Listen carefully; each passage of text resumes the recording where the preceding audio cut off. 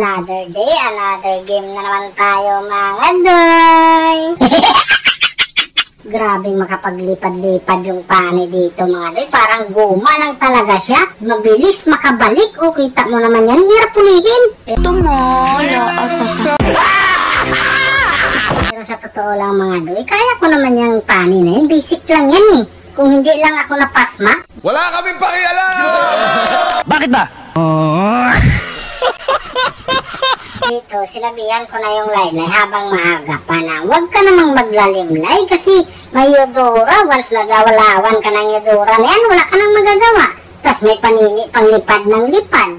Kaya huwag kang ganun, lay. Sana makasabot ka sa sinasabi ko, lay, kasi hindi naman yan para sa akin. Para sa'yo talaga yan. Huwag mong hintayin na mag-English pa ako. That's a very big problem. Dahil atakihin namin yung pagungado, nag-check post talaga ako doon para secure the perimeter, kumbaga. Dahil malinis yung kapaligiran mga doy, assureball yung pagong amin na yan.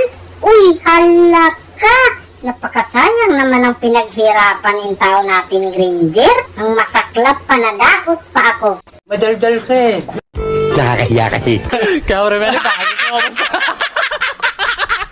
Naislong, buti na lang talaga. Andito si Longlong. Agkulong, dagan kalong. Bugha ka dyan, ang laki ng bungal niya. Sabi ng Granger dito, takihin na daw yung pagong. Sabi ko naman, bakit atikihin? Dito muna tayo kasi sudan na to. Kung papalagyan ay siguradong sudan natin yan. O kita mo naman, di ba?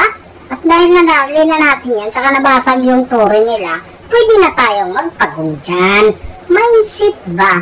Mindset lagi ay makalagot. O ito na, Granger. Pakitaan mo kami sa rate 3 mo ha. Galingan mo talaga, doy. Okay.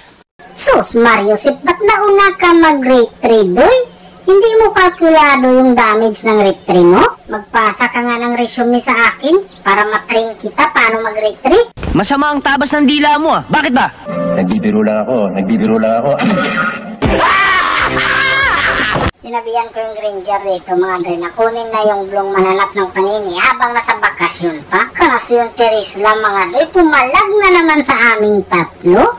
Parang kanina lang to. Nangyari na lang ulit. Ano bang klaseng mindset yan, Teresla? Mali na nga. Pinagmamalaki mo pa. Andito na naman yung panini, mga doy. Hindi niya alam, counter din siya dyan kay Silong. At dahil hindi siya natin na-stun, mga doy, ginamitan ko na siya ng ray gun. Grabing damage ng gold ngayon, mga doy. Tingnan nyo na lang kasing maigi, oh. Parang bulak lang in town silang biglang naglaho. Ano ba to? Gord, ikaw ba yan? Baka nagkamali lang yung taon ako. Pag tumama lang talaga yung second skill natin dito kay Gord mga doy, ay may paglalagyan talaga yan sila. Tulad dito kay Dora mga doy. Kita na naman, di ba?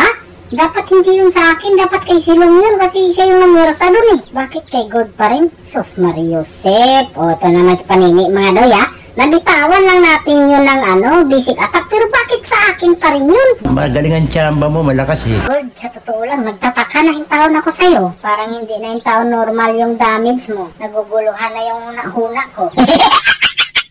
Malakas talaga loob ng Layla mga doy. Hindi lang siya matapang, malakas din talaga ang loob niya. Kalain mo, nagpo-prom talaga siya. Iba talaga yung mga Layla user mga doy, nakakatakot. Ganyan din ba kayo mag-Layla mga doy? Kaya dito, narinig ko na naman yung victory!